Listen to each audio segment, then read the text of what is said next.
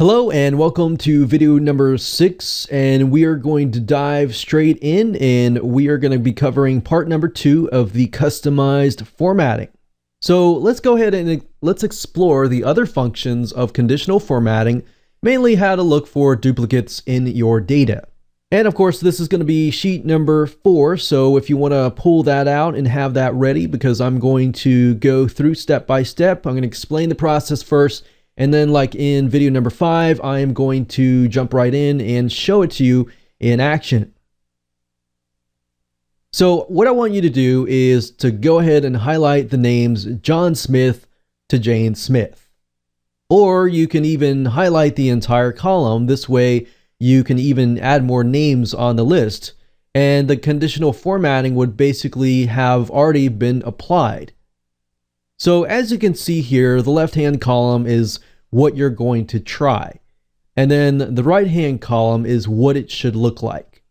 So what we're doing here is we're finding duplicates. And this is great if you've got an email list, or you have a customer base list, or you have a list of names or numbers and you want to figure out what is duplicate, and then you want to remove them, or you want to be able to see the duplicates. Or maybe you have a list of everybody that purchased in the last 7 days or the last 24 days, and you want to figure out of the list how many people have purchased at least one time.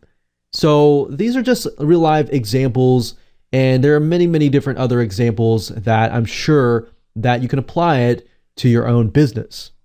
So the way this works is similar to the conditional formatting that I showed you in video number 5.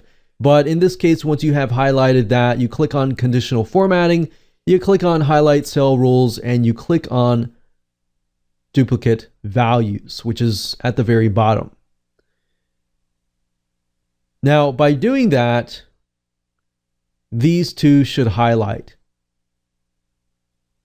Now, this is particularly useful if you have sets of data from, say, different sources, and you want to weed out those duplicates. So this helps you delete duplicates, or get to the process of deleting those automatically. Now, if you want duplicates to be completely removed from your list instead of just highlighted, there is a way to do it literally in just 3 clicks. So what you do is you highlight it like I showed you earlier, from John Smith to Debbie MacArthur, and then you go up to the top and you click on data, and you simply click on remove duplicates. And once that is done, you are good to go. So now that we have talked about it, let me go ahead and show you that in real action. So I've pulled it up, I've gone to sheet number 4, and I highlight John Smith over to the left-hand side, right? So that'll be column A. I click on conditional formatting, click on highlight cell rules, and click on duplicate values. Now, immediately upon doing that, as you can see, it has selected Sandra Johnson, Debbie MacArthur, Sandra Johnson, and Debbie MacArthur.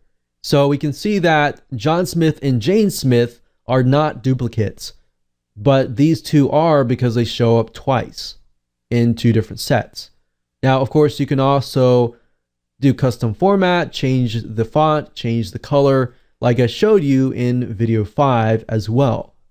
Now, as far as deleting duplicates, let's move on to D and E, so columns D and E, and we want to try it over here, but we can also see in E what it should look like. So we do the same thing, we highlight John Smith to Debbie MacArthur over here, and if this is correct and we are successful, it should delete Sandra Johnson and Debbie MacArthur at least once, and then it'll retain just one appearance of them. So we select these, we go to the top, so we can go ahead and click on data, and if you have an older version, sometimes you'll only see a drop-down menu, and that's fine. If you click on data, typically you will see remove duplicates, as you can see here, and we click on continue with the current selection, we click on remove duplicates, and it asks, okay, column D, we click OK, and there we go. So it says